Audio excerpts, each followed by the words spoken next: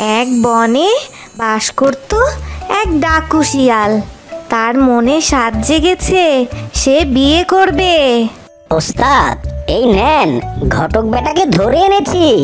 ওরে শালার ঘটক, 1 মাস হয়ে গেল, তুই আমার জন্য এখন পর্যন্ত একটা পাত্রী ঠিক করতে পারলি না? ডাকু শিয়াল, আমি তো অনেক চেষ্টা করেছি, কিন্তু আপনি ডাকাত বলে কেউ আপনার কাছে মেয়ে বিয়ে দিতে চায় না, আবার কোনো মেয়েরাই আপনার কাছে বিয়ে বসতেও চায় না। এখন আমি কি করব বলুন? এই শালার ঘটক, ডাকাত বলে কি আমি মানুষ না? তোকে 3 দিন সময় দিলাম, এর মধ্যে আমার জন্য সুন্দরী কোনো পাত্রী খুঁজে বের করবি। আমার কি টাকা পয়সার কোনো দিক দিয়ে অভাব আছে? যদি না পারিস তাহলে তোকে আমি জানে মেরে ফেলবো। ছাগল ঘটক ডাকু শিয়ালের বিয়ে নিয়ে পড়ে যায় মহা বিপদে। কারণ কোনো মেয়ে ডাকু শিয়ালকে বিয়ে করতে চায় না, আর যারা বিয়ে বসতে চায় তারা হলো কালো। আর তাই ঘটক এক বুদ্ধি বের করে। এই জরিনা, শোনো, তোমার জন্য একটা বিয়ের প্রস্তাব আছে। তুমি কি ডাকু শিয়ালের কাছে বিয়ে বসবে? আমি তো বিয়ে বসতেই চাই, কিন্তু আমার চেহারা তো কুৎসিত আর কালো, আমাকে তো কেউ পছন্দ করে না। শোনো জরিনা, আমার কাছে বুদ্ধি আছে। তুমি কালো হয়েছো তো কি হয়েছে, তুমি সব সময় সুন্দর সুন্দর মেকআপ দিয়ে সুন্দরী হয়ে থাকবে। ডাকু শিয়ালের টাকা পয়সার কোনো অভাব নেই, তুমি সারা জীবন একদম সুখে শান্তিতেই থাকতে পারবে।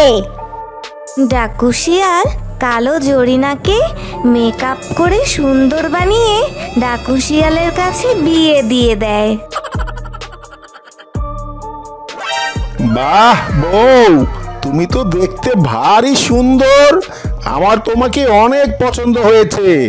শোনো, তোমার যখন যা কিছু লাগবে তুমি আমাকে সাথে সাথে বলবা। তুমি হচ্ছ ডাকু শিয়ালের বউ, বুঝলে? তোমার কোনো ভয় নেই আর কোনো কিছুর অভাব নেই।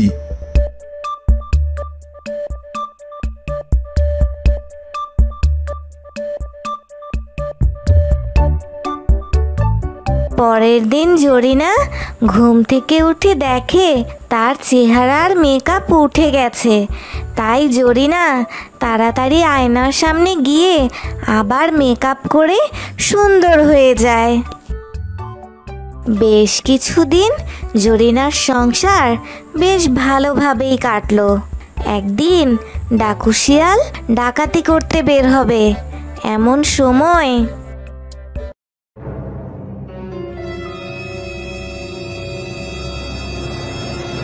বউ, আমি ডাকাতি করতে যাচ্ছি, ফিরতে অনেক রাত হবে।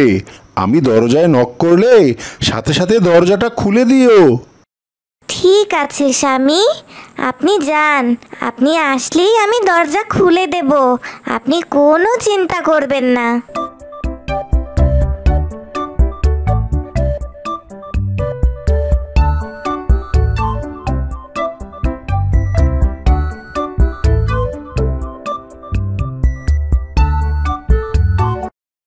ডাকু শিয়াল ডাকাতি করে রাত 3টার দিকে আবার ফিরে আসে। বউ, এই বউ, দরজা খুলো, আমি ফিরে এসেছি। আসছি বাবা, আসছি। ওরে বাবা, ওরে বাবা, কি ভূত, বাঁচাও, বাঁচাও আমাকে, বাঁচাও আমাকে, এ তো ভূত বাবা, ওরে বাবা। কোথায় ভূত, কোথায় ভূত? এই তো আমি। আরে, রাতের বেলা তো মেকআপ করতে ভুলে গেছি, তাই ডাকু আমাকে দেখে ভূত ভেবে ভয় পেয়ে গেছে।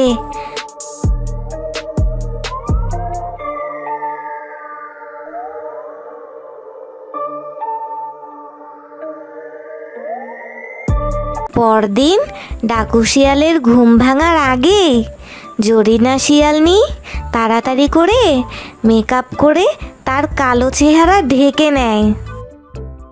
এই, তুমি রাতের বেলা অমন অজ্ঞান হয়ে গেছিলে কেন? ভূত দেখেছিলে নাকি কোনো? কি জানি বউ, আমার হঠাৎ করে মনে হলো আমি ভূতের মতো কালো কিছু দেখেছিলাম, তাই ভয় পেয়ে অজ্ঞান হয়ে গিয়েছিলাম। তুমি মনে হয় ভুল দেখেছো, বুঝলে? এখানে ভূত আসবে কোথা থেকে? তাই হবে হয়তো, তুমি হয়তো ঠিকই বলছো।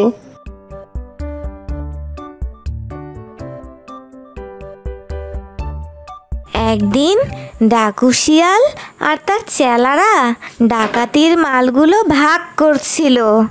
এমন সময় জরিনা শিয়ালনি সেখানে এলো। এই শোনো, আমি গোসল করতে গেলাম, গোসল করে এসে তারপর তোমাকে ভাত খেতে দেব, ঠিক আছে? আমি গোসলে যাই। আচ্ছা ঠিক আছে যাও, কিন্তু তুমি তো গোসল করতে যাচ্ছ, তাহলে তোমার হাতে মেকআপ বক্স কেন? আরে আরে ও কিছু না, এই মেকআপ বক্সে আমি সাবান রাখি, বুঝলে? সাবান রাখি, সাবান। তুমি আবার অন্য কিছু ভেবো না কিন্তু। আমি গোসলে যাই।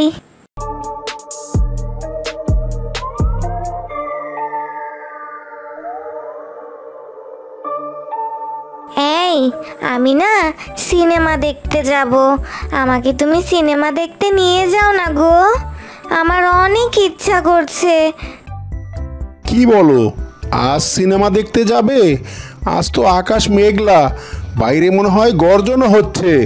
কাল যাই আমরা সিনেমা দেখতে।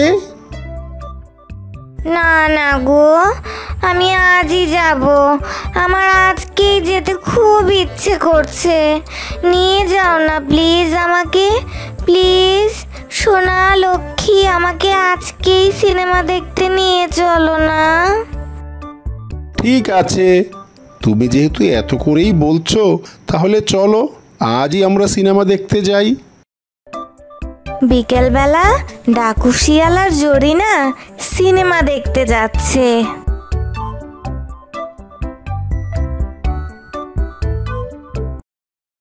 তাদের সিনেমা দেখা শেষ হতে হতে অনেক রাত হয়ে যায়, আর সেখানে কোনো গাড়িও পাওয়া যায় না। বউ, রাত তো বেশ অনেক হয়ে গেল, তাই তো কোনো গাড়িও পাচ্ছি না। আমরা আর কতক্ষণ এভাবে দাঁড়িয়ে থাকবো? তার চেয়ে ভালো চলো আমরা হাঁটতে শুরু করি। ডাকু শিয়াল আর জরিনা জঙ্গলের রাস্তা দিয়ে হাঁটতে থাকে। আকাশে ঘন ঘন বিদ্যুৎ চমকাচ্ছিল, এই বুঝি বৃষ্টি চলে আসে। বউ, তাড়াতাড়ি চলো, তাড়াতাড়ি, বৃষ্টি শুরু হয়ে যাবে। গুড়ি গুড়ি বৃষ্টি নামতে থাকে, আর এই বৃষ্টিতে জরিনার মেকআপ ধুয়ে জরিনা আগের মতো আবার সে কালো কুৎসিত হয়ে যায়। হঠাৎ করে শিয়াল পেছনে তাকালো, আর পেছনে তাকিয়ে শিয়াল ভয় পেয়ে যায়। ওরে বাবা রে, এটা আবার কে? ভূত? ও বাবা, এ কে? একদম কালো কুৎসিত পেতনি। আরে আরে তুমি ভয় পেও না, এই তো আমি আমি আমি তোমার বউ জরিনা গো, জরিনা। কি বললে? তুমি আমার বউ জরিনা? কিন্তু তুমি এরকম কালো কুৎসিত হয়ে গেলে কিভাবে? আসলে আসলে স্বামী, আমি জন্ম থেকেই কালো স্বামী। ওই ঘটক আমাকে শিখিয়ে দিয়েছিল যাতে সব সময় তোমার সামনে আমি মেকআপ করে থাকি, আর আমার এই কালো চেহারাটা মেকআপের আড়ালে যাতে ঢাকা পড়ে যায়। স্বামী, আমার কোনো দোষ নেই স্বামী, আমার কোনো দোষ নেই। কি? শালার ঘটক, ও আমাকে ঠকিয়েছে। আমি ওকে জানে মেরে ফেলবো, আমি ওকে গুলি করে মারবো। এই কালো কুৎসিত বউ আমি নেব না। স্বামী, স্বামী, আপনি বলুন, আমার আমার চেহারা এত খারাপ, সেটা কি আমার দোষ? আমি কালো হয়েছি, সেটা কি আমার অন্যায়? আমি কি ইচ্ছে করে কালো হয়েছি বলুন? আমি যদি পারতাম তাহলে আমি তো বিশ্ব সেরা সুন্দরী হয়ে আপনার সামনে আসতাম স্বামী। এই চেহারার উপর তো আমার কোনো হাত নেই স্বামী। আমার চেহারা কালো বলেই তো আমি ভয়ে সব সময় আপনার সামনে আমি মেকআপ করে আসতাম স্বামী, যাতে আমার এই কালো কুৎসিত চেহারা আপনি দেখে না ফেলেন। আমি সব সময় ভয়ে ভয়ে থাকতাম স্বামী। আমাকে আপনি ছেড়ে দেবেন না স্বামী। আপনি ছেড়ে দিলে আমি কোথায় যাব?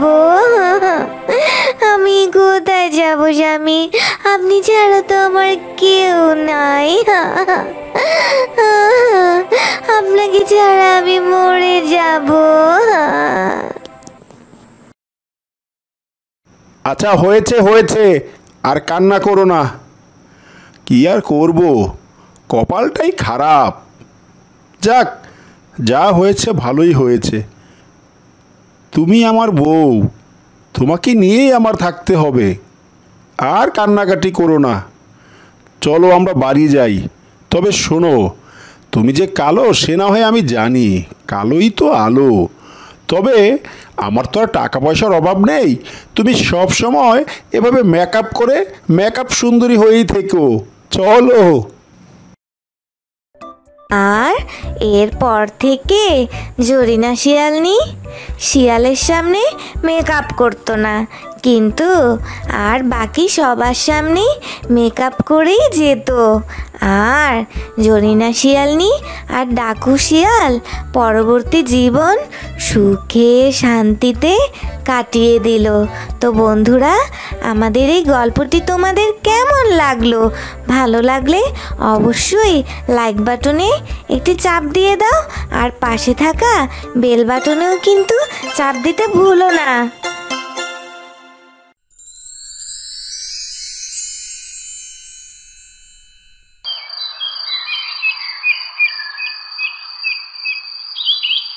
এ কি মা, তুমি আবার কষ্ট করে পানি আনতে গেলে কেন? আমাকে বললেই তো হতো, আমি এনে দিতাম। না রে মা, তোকে দিয়ে এত কাজ করাতে আমার মোটেও ভালো লাগে না। সারা দিন তো তুই অনেক কাজ করিস, সারা দিন কত খাটাখাটনি করিস তুই বল তো। মা, আমার তো কাজ করতে কোনোই কষ্ট হয় না, তুমি খালি খালি এমনটা ভাবো। আমি সবই বুঝি রে মা, তুই কত ভালো। আর তোর দুই বন্ধুটো হয়েছে বদের হাড্ডি, বাড়িতে কোনো কাজ করে দেবার কোনো নাম নেই। সারা দিন দুজনে ঝগড়াঝাটি করতে থাকে আর তোর পিছনে লেগে থাকে। দেখবে মা, একদিন ওরা ওদের ভুল ঠিক বুঝতে পারবে। তুমি যাও মা, বাড়ি যাও, আমি আসছি। আমার বন্ধুটো কবে যে ওদের ভুল বুঝতে পারবে, কবে যে ওরা ঝগড়াঝাটি বাদ দিয়ে মিলেমিশে থাকবে, আল্লাহই জানে।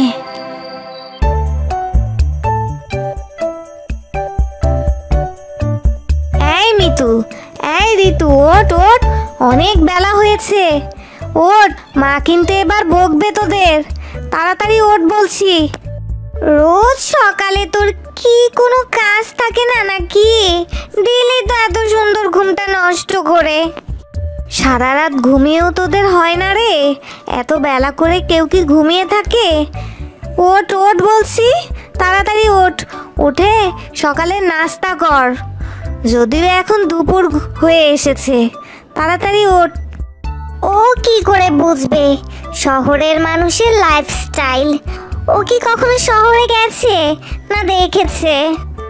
আমারও তো জানা লাগবে না, তবে গ্রামে থাকলে গ্রামের মানুষের মতোই থাকা লাগবে। সকাল সকাল জ্ঞান দিস না তো, যা তুই তোর কাজ করতে যা, আমাদের আর একটু ঘুমিয়ে থাকতে দে। হ্যাঁ হ্যাঁ, আমার তো অনেক কাজ, ব্যাস শুধু তোদের ডাকতে আসলাম। এখন আমি যাই, তোরা যা ইচ্ছা তাই কর। আজ সারাটা দিন কেমন যে যাবে কেই জানে। ঘুম থেকে উঠেই ওই অপয়াটার মুখ দেখতে হলো। উফ, আর একটু ঘুমিয়ে নেই। তার বলতে এখন যেহেতু ঘুমটা ভেঙে গেছে, ওঠ, আর ঘুমাতে হবে না। উঠে কটা খেয়ে নিই। দেখি সকালবেলা কি করে রেখেছে আমাদের দুই বোনের জন্য। তুই এত খাওয়া খাওয়া করিস কেন বলতো? তোকে না বলেছি একটু কম খাবি?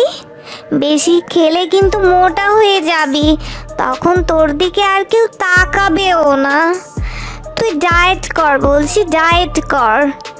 Keto diet. এখন শুনেছি বড় লোকেরা নাকি নর্মাল ডায়েট করে না, ওরা নাকি কিটো ডায়েট করে, বুঝলি?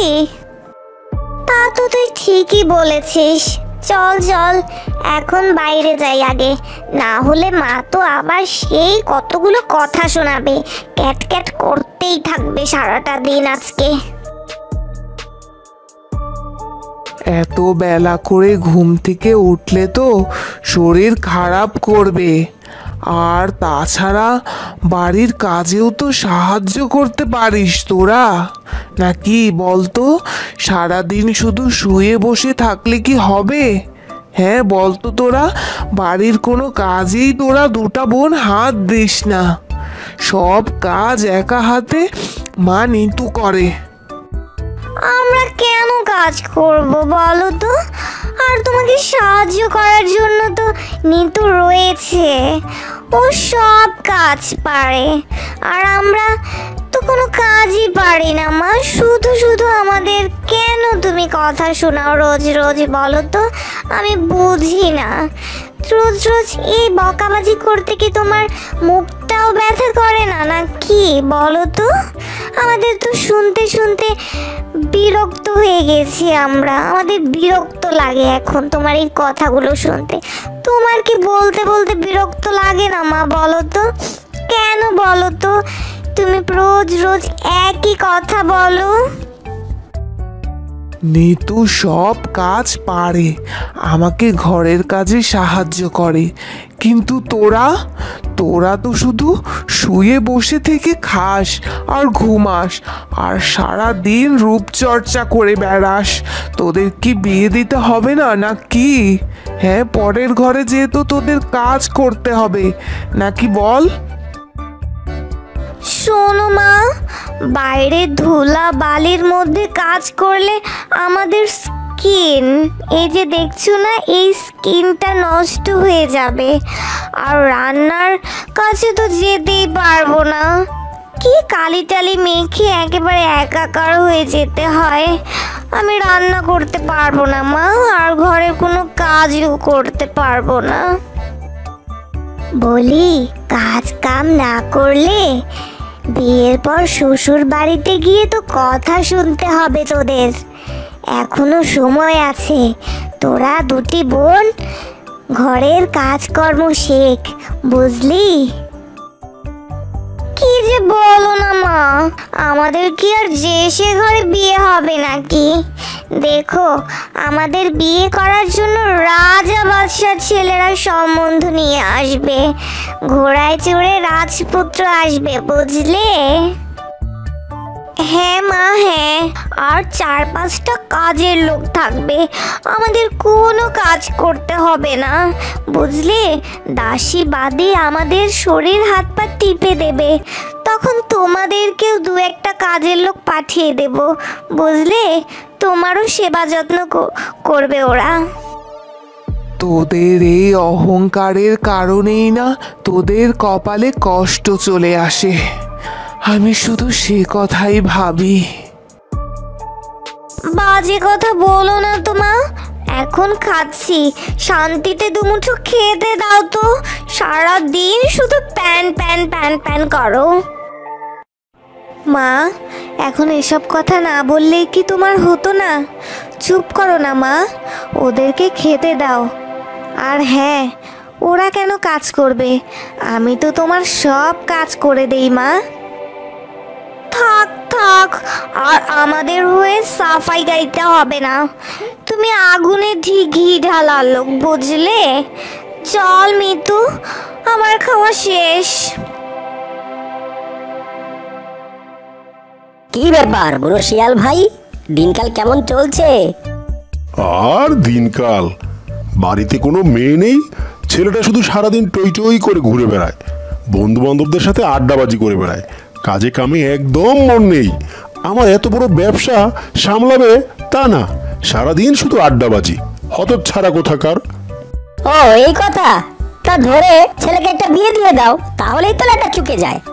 হ্যাঁ, আর বিয়ে বিয়ে তো দিতেই চাই, কিন্তু ছেলে তো রাজি হয় না। বিয়েটা দিব কিভাবে বলো? ও তাহলে এই ব্যাপার। আচ্ছা, জঙ্গলের চান্তারা শিয়ালনির মেয়েরা বড় হয়ে গেছে, তাই একবার ওদের বাড়ি গিয়ে দেখে এসো। যদি কাউকে পছন্দ হয়, তার সাথে না হয় তোমার মোকলেসের বিয়ে দিয়ে দিও। তাই নাকি? তাহলে তো খুবই ভালো কথা। তাহলে আমি কালই একবার যাব চান্তারার বাড়িতে। এখন তাহলে আমি উঠি, আমার একটু শহরে যেতে হবে।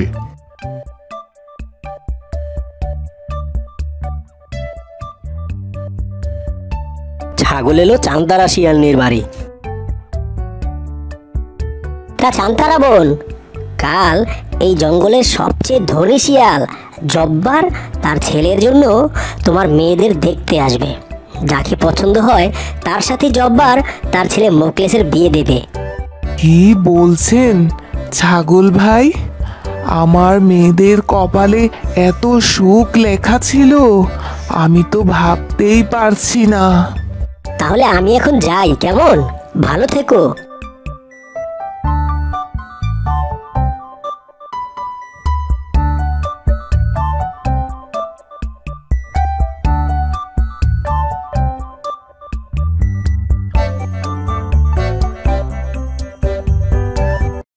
ঘরে বসে নিতু কাঁদছে। আমি দেখতে ভালো না বলে আমার বোনগুলো আমার সাথে কি খারাপ ব্যবহারটাই না করে। কেন যে আমি এমন হলাম?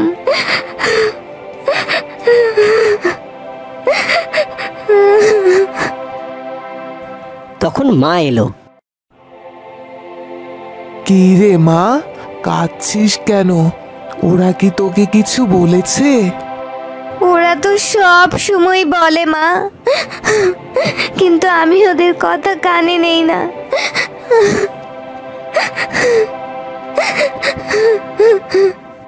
তুই খুব লক্ষ্মী মেয়ে রে মা, তুই আমার সোনার টুকরা মেয়ে। দেখবি ওরা একদিন ওদের অহংকারের প্রতিদান পাবে। পরদিন ছাগল আর জব্বার শিয়াল তার ছেলে মোকলেস শিয়ালকে নিয়ে ওদের বাড়ি মেয়ে দেখতে এলো।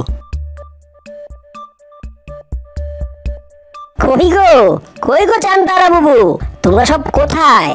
দেখো দেখো কারা এসেছে তোমাদের বাড়িতে। ঘর থেকে তখন চান্তারা শিয়ালনি বের হলো। আসসালামু আলাইকুম। আপনারা এত ধনী, আমাদের এই গরিব ঘরে এসেছেন, আপনাদের যে কোথায় বসতে দেই। মা নিতু, কয়েকটা চেয়ার নিয়ে আয় তো ঘর থেকে। নিতু ঘর থেকে চেয়ার নিয়ে বাইরে এলো। এক দেখায় মোকলেস শিয়াল নিতুকে পছন্দ করে ফেললো। দে দে, সবাইকে চেয়ার দে, আর মিতু আর ঋতুকেও ডেকে নিয়ে আয়। ঠিক আছে মা, আমি ওদের ডাকছি। নিতু ঘরে চলে গেল। আর একটু পর মিতু আর ঋতুকে সাজিয়ে নিয়ে নিতু আবার বাইরে ফিরে এলো। তা মায়েরা, তোমরা তিনজন থাকতে তোমাদের মায়ের নিশ্চয়ই কোনো কাজ করা লাগে না। তোমার মায়ের কি শান্তি! না না, আমরা দুই বোন কোনো কাজ করি না, সব কাজ তো নিতুই করে। ও ঘরের সব কাজ করে। আমরা কাজ করলে তো আমাদের হাত নষ্ট হয়ে যাবে, আমাদের চেহারা নষ্ট হয়ে যাবে। তা মা, তোমাকে যদি আমাদের বাড়ির বউ করে নেই, আমার সেবা যত্ন ঠিক মতো করতে পারবে তো? আমি আমি কোনো সেবা টেবা করতে পারবো না। তাছাড়া আপনার কি টাকা পয়সা কম আছে নাকি? আপনি 2-4টা দাসী বাদী রাখলেই তো পারবেন। কাজ করলে তো আমার স্কিন নষ্ট হয়ে যাবে। ও, তা মা মিতু, তুমি কি আমার সেবা করতে পারবে? আমার ছেলেটাকে দেখে রাখতে পারবে? আমাদের সংসারটাকে ঠিকভাবে সামলে রাখতে পারবে তো মা? না না, আমিও কোনো ঘরের কাজ করতে পারি না। আমি কিভাবে এত কাজ করব? ঘরের সব কাজ তো নিতু একাই করে। ও, তোমরা কেউ পারবে না? আচ্ছা মা নিতু, তুমি বলো তো, তুমি কি আমাকে দেখে রাখতে পারবে? আমার ছেলেটাকে আগলে রাখতে পারবে মা? পারবো বাবা, আপনি তো আমার বাবার মতোই। বাবার সেবা করতে পারবো, এটা তো আমার সৌভাগ্য। আমি সব কাজ পারবো। চান্তরা শিয়ালনি, আমরা তোমার মেয়ে নিতুকে পছন্দ করেছি। তা বাবা মোকলেশ, তোমার কি মত? বাবা, আমারও এই নিতুকেই পছন্দ হয়েছে। আমি আজই ওকে বিয়ে করে ঘরে নিয়ে যেতে চাই বাবা। নিতুর বাকি 2 বোন অহংকারী বলে তাদের আর বিয়েই হলো না। তারা বাকি জীবন কুমারী হয়ে তার মায়ের সংসারে পড়ে রইল।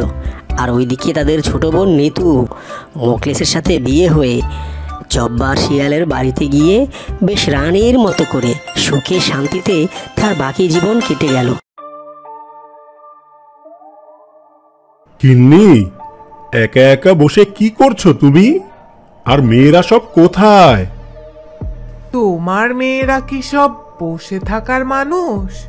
তারা যে যার ইচ্ছে মতো এদিক সেদিক ঘুরে বেড়াচ্ছে দেখো। আর তোমার ছোট মেয়ে তো লাখে একটা। দেখো, সে কোন বন বাদারে চলে গেছে। 3-3টে মেয়ে আমার বড় হয়েছে, কিন্তু তারা আমার কোনো কথাই যেন শুনতে চায় না গো, কোনো কথাই শুনতে চায় না। আমি তো সেই চিন্তাই মরি গো। আর আমার ছোট মেয়েটাকে নিয়ে আমার বড্ড ভয় হয়, বুঝলে গিন্নি? সে কি আমার হয় না? আমার ছোট মেয়েটা তো একটু বেশি সরল গো। বাকি সবাই তো নিজেদের বুঝটা বোঝে, কিন্তু ও তো সেরকম না। সব সময় কার কি লাগবে সেদিকে খেয়াল। নিজের কথা তো সে একটুও ভাবে না গো, একটুও ভাবে না। শোনো গিন্নি, আমি অনেক চিন্তা ভাবনা করে একটা সিদ্ধান্ত নিয়েছি। আজ রাতে আমাদের 3 মেয়েকে একসাথে থাকতে বলবে। আমি ওদের সাথে একটু কথা বলবো। ঠিক আছে গো, বলে রাখবো ওদের। অনেক রাত হয়েছে, এবার তোরা খেয়ে একটু বস দেখি। তোদের বাবা বলেছেন তোদের সাথে কথা বলবেন। বেশ তো বলবেন, এখন খেতে দাও দেখি। আগে খেয়ে নেই, তারপর বাবার কথা শোনা যাবে। এই আয় তো, তোরা বস। আমরা দুজন তো মাদুরে বসে পড়েছি, এখন তো আর জায়গা নেই। ছোট, তুই না হয় এখন মাটিতে বসে খা। ঠিক আছে আপু, আমি না হয় এখন মাটিতেই বসেই খেয়ে নেব, তোমরা ওখানে বসো। সে কি, ও কেন মাটিতে বসে খাবে? তোরা একটু চেপে বসলেই তো ওর হয়ে যাচ্ছে। মা, আমার মাটিতে বসতে সমস্যা হচ্ছে না মা, তুমি এবার আমাদের খেতে দাও দেখি। তাই বলে তুই অমন করে মাটিতে বসে খাবি মা? মা, তুমি আর বাবা কিন্তু পরীকে নিয়ে একটু বেশি আদিক্ষেতা করো। ও তো বলেছে ওর ওখানে বসতে সমস্যা হচ্ছে না, তাহলে তুমি শুধু শুধু কেন এমন করছো বলো তো মা? খুব খিদে পেয়েছে, আর কথা না বাড়িয়ে খেতে দাও তো দেখি। মা সবাইকে খাবার দিল। এ কি মা, আমি তো বাড়ির বড় মেয়ে, তাও তুমি আমাকে রেখে পরীকে সবচেয়ে বড় মাছের মাথাটা দিলে কেন মা? আমরা যে বড়, আমাদের কি কোনো দাম নেই? তোরা সব সময় এমন কেন করিস ওর সাথে বলতো? ও তো তোদের বোন, তারপরও তোরা ওর সাথে এমন কেন করিস? আমি সেটা বুঝি না। মা, আপুকে তুমি এটা দাও, আমি খাবো না। মাছের মাথাটা তুমি আপুকেই দাও। আর আদিক্ষেতা দেখাতে হবে না, যেটা দিয়েছে সেটাই খা। আমাদের তো আলাদা করে ভালোবাসার কেউ নেই, আমরা না হয় এই ছাইপাশি খাই। এই, আর কেউ কথা বলবি না, চুপচাপ খাওয়া শেষ কর। এরপর কেউ কথা না বলে খাওয়া শেষ করে নেয়, কিন্তু পরি আর খেতে পারলো না। মা, আমি আর খেতে পারছি না, আমি না হয় বসি। ঠিক আছে, তুই না হয় বস, ওরা খেতে খেতে তোদের বাবা চলে আসবে। এই তো আমি চলে এসেছি। কিরে মা, সবাই খাচ্ছে কিন্তু তুই খাচ্ছিস না কেন? আমার খাওয়া হয়ে গেছে বাবা। এসব খাবার তোমার ছোট মেয়ের মুখে রোচে না। যত সব। বাবা, আমাদের খাওয়া হয়ে গেছে, বলো এবার তুমি কি বলবে? দেখ মা, তোরা সব বড় হয়ে গেছিস, কেউ আর ছোট্টটি নেই। এদিকে আমার শরীরটাও খুব একটা ভালো যাচ্ছে না, তোর মায়ের শরীরটাও এই ভালো তো এই খারাপ। তাই আমি ঠিক করেছি আমি তোদের 3 বোনেরই বিয়ে দেব। আমি মরে গেলে তোদের দেখার তো আর কেউ থাকবে না রে মা। ঠিক আছে বাবা, তোমরা যেটা ভালো মনে হয় সেটাই করো, আমাদের কোনো আপত্তি নেই।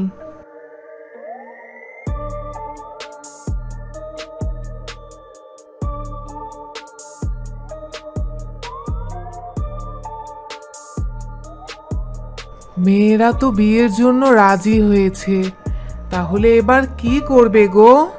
আমি ঘটক মশাইকে খবর পাঠিয়েছি, তিনি আসলে এ বিষয়ে তার সাথেই কথা বলবো। আমি চলে এসেছি বাবু, বলুন কি বলবেন। ঘটক মশাই, আমার বিয়ের উপযুক্ত 3 মেয়েকেই আমি বিয়ে দিতে চাই। আপনি ওদের জন্য পাত্রের ব্যবস্থা করুন। এ আর এমন কি কাজ, 2-3 দিনের মধ্যেই পেয়ে যাবেন পাত্র। আমি তাহলে আসি এবার বাবু। জি ঠিক আছে, আপনি এবার আসুন তাহলে।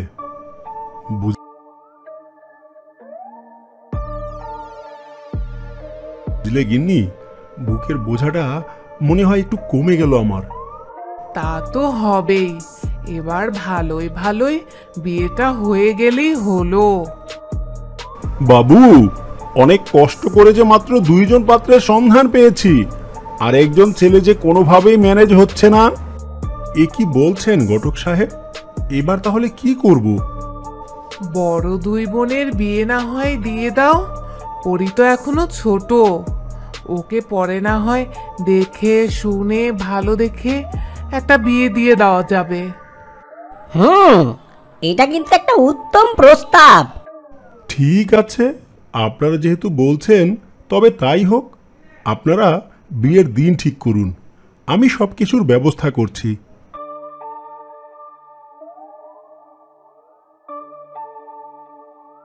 দেখেছিস আপু, আমাদের বাবা মায়ের আদরের মেয়ের জন্য কোনো ছেলেই খুঁজে পাওয়া যায়নি। এভাবে বলিস না, বেচারি মনে মনে কষ্ট পাবে যে।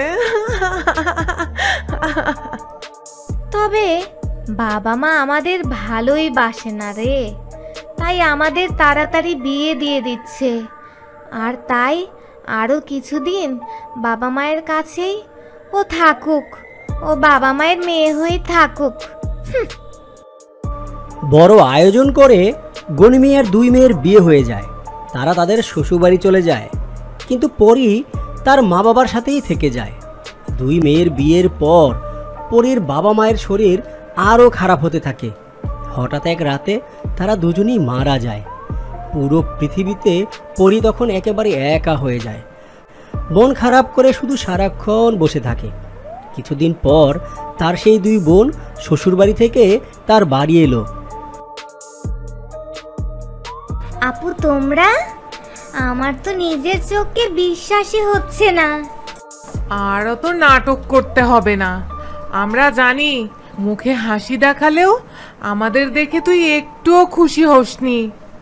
অনেক হয়েছে, এতদিন বাবা মায়ের সব জিনিস তুই একা ভোগ করেছিস, এবার আর তা হবে না।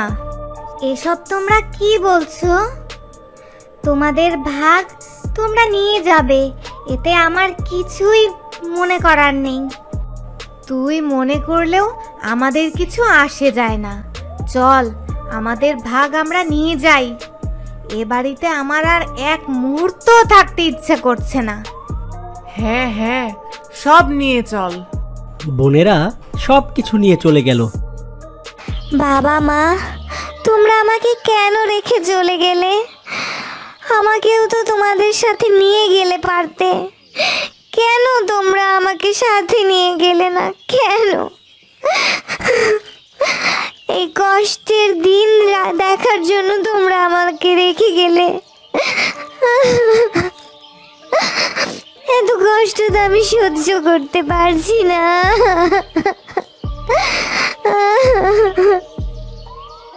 কেঁদো না, কেঁদো না তুমি, আমি আছি তো, আমি আছি, তোমার কোনো কষ্ট হবে না। কে কে কে তুমি? কে কথা বলছে? কে?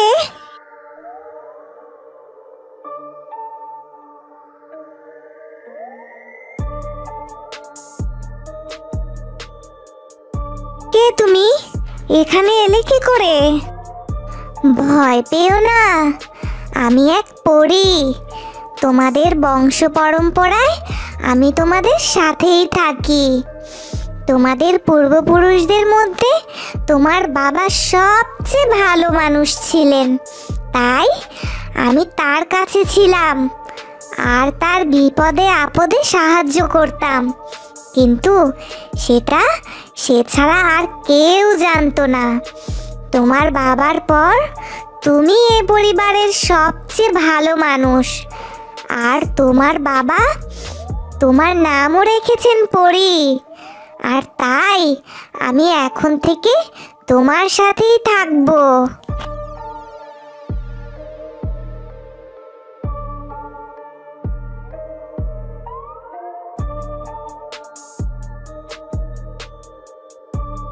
কে তুমি?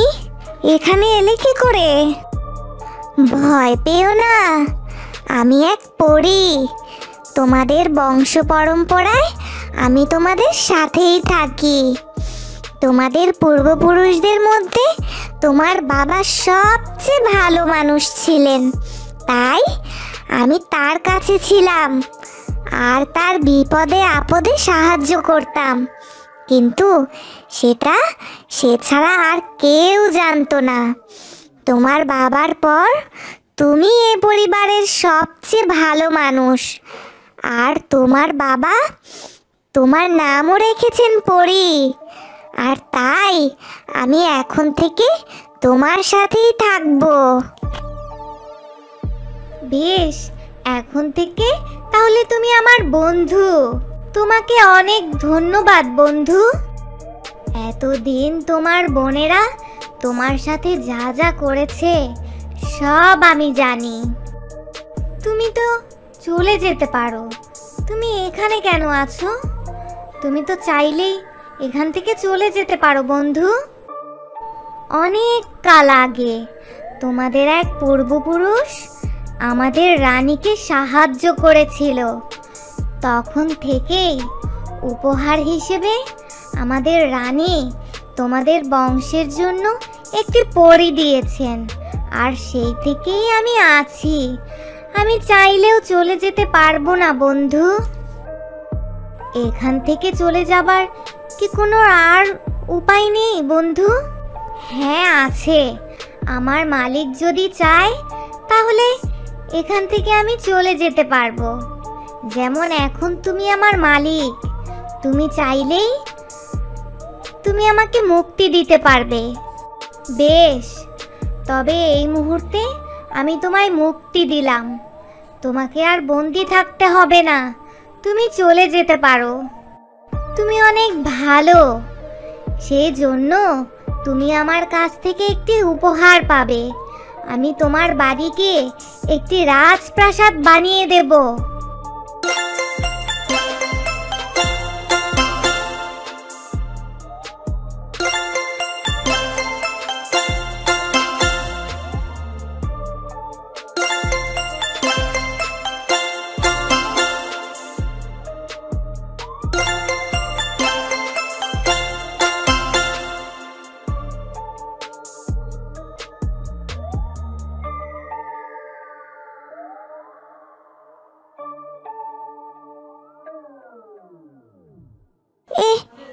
এটা আমি কি দেখছি? আমার চোখের সামনে এটা কি করে বদলে গেল? এত সুন্দর বাড়ি! হ্যাঁ বন্ধু, আমি জাদু দিয়ে এই বাড়ি বানিয়ে দিয়েছি তোমার জন্য। আমি তোমার প্রতি কৃতজ্ঞ। আমি আমার রাজ্যে ফিরে যাচ্ছি বন্ধু, কিন্তু তুমি মাঝে মাঝে আমাকে স্মরণ করো। আমি এসে তোমাকে দেখা দিয়ে যাব। ঠিক আছে বন্ধু, তুমি ভালো থেকো, সুস্থ থেকো।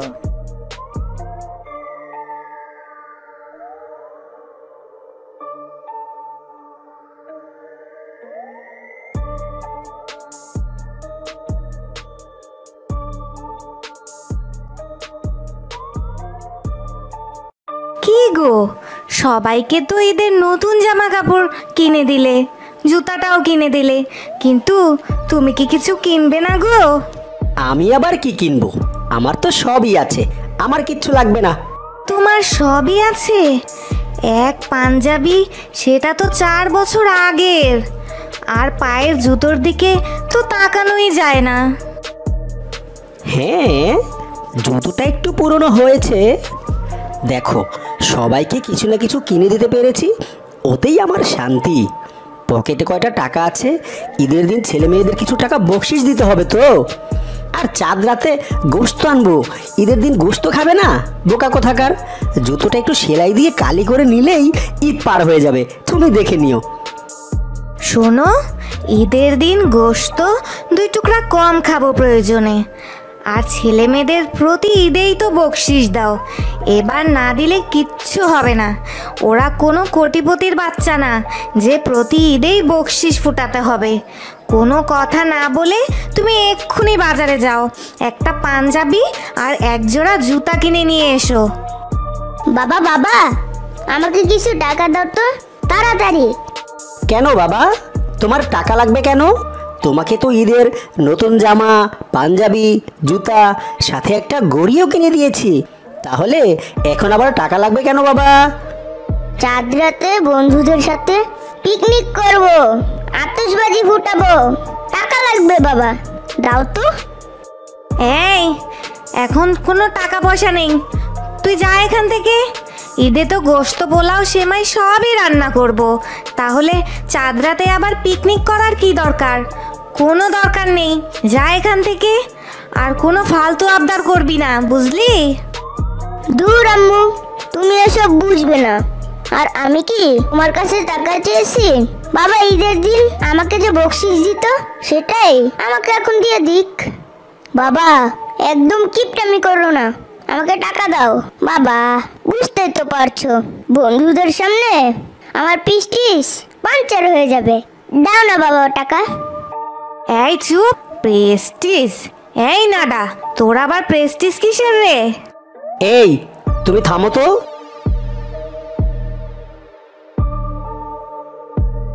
এই নে বাবা, তুই মন ভরে বন্ধুদের সাথে আনন্দ কর।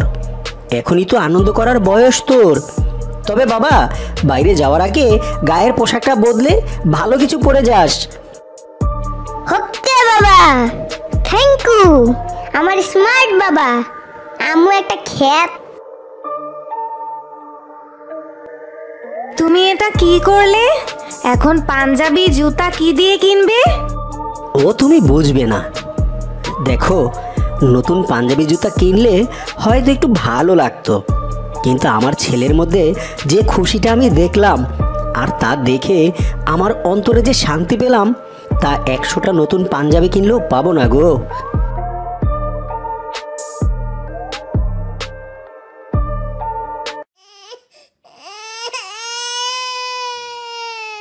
কি, এই ছেঁড়া জুতা আমার বাবার? আমার বাবা এরকম ছেঁড়া জুতা পরে? আমাকে ডাবল ডাবল নতুন জামা কাপড়, জুতা, ঘড়ি কিনে দিয়ে আমার বাবা পুরনো ছেঁড়া জুতো পরে ঈদ করবে?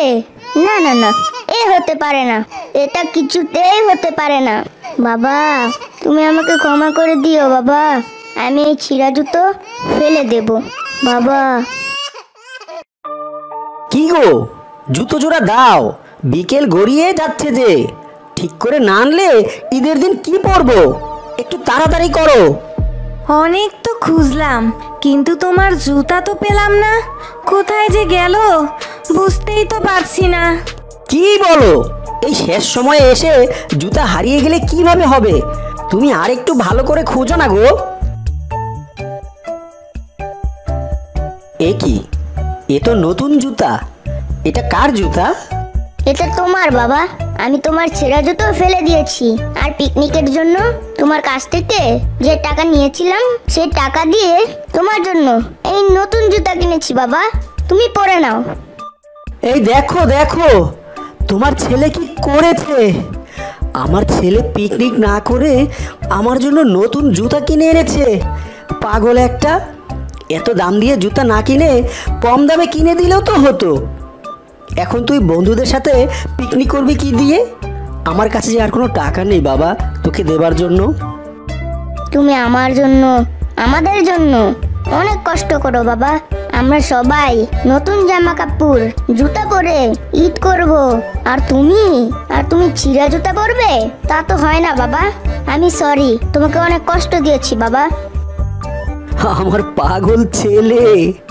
এই সাফুর মা, তুমি দেখেছো তুমি আমার ছেলেটা কত বড় হয়ে গিয়েছে। আজ আমার গর্ব করার দিন।